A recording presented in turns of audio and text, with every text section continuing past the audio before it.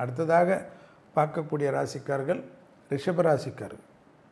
நவகிரகத்தில் இருக்கக்கூடிய சந்திரன் வழிபாடு மன அழுத்தத்தை தீர்க்கும், மனதில் இருக்கக்கூடிய குழப்பங்களை தீர்க்கும், எல்லா விதத்திலும் அனுகூலம் காணப்படும்.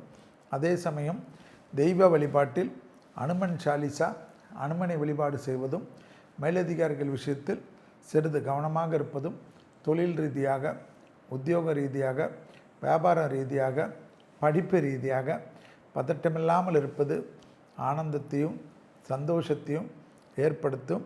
வியாபாரத்தில் இருந்த சிக்கல்கள் பரிபூர்ண நிவர்த்தி ஏற்படுவது கண்கூடாக பார்க்கக்கூடிய நல்ல காலகட்டம்.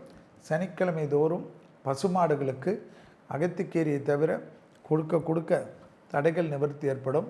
சட்டத்திற்கு புறமானவர்கள் சட்டத்திற்கு புறமானவர்களுடைய நிழல் கூட அண்டாமல் பாதுகாத்து கொள்வது மகா பெரிய புண்ணியத்தை ஏற்படுத்தும். அண்டை அலர்ட் விஷயம், மேலதிகாரிகள் விஷயம், வண்டிகளில் டிராவல் செய்யக்கூடிய சமயத்தில் சட்டத்திட்டத்துக்கு உட்பட்டு நிற்பது பெரிய சந்தோஷத்தையும் பெரிய அமைப்பையும் ஏற்படுத்தும். இழுபறியாக இருந்த நிலைமைகள் படிப்படியாக மாறுவது கண்கூடாக பார்க்கக்கூடிய நல்ல காலகட்டம். யோக பலத்தை அதிகமாக பெறக்கூடிய ராசிக்காரர்கள் ரிஷபராசிக்காரர்கள். தனிப்பட்ட முறையில் எல்லா விஷயமும் பெரும் சந்தோஷத்தையும் பெரும் அனுகூலத்தையும் ஏற்படுத்தி கொடுக்கும்.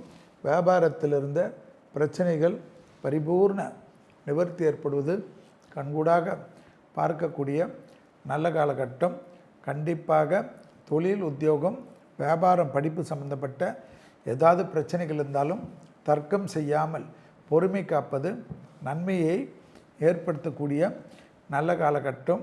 தனிப்பட்ட முறையில் யோகமும் சந்தோஷமும் அனுகூலமும் காணப்படக்கூடிய நல்ல காலகட்டம் என்பதை ஞாபகத்தில் வைத்து கொள்ளுங்கள். இழுபறியாக இருந்த பல நிலைமைகள் படிப்படியாக மாறுவது சந்தோஷமும் யோகமும்.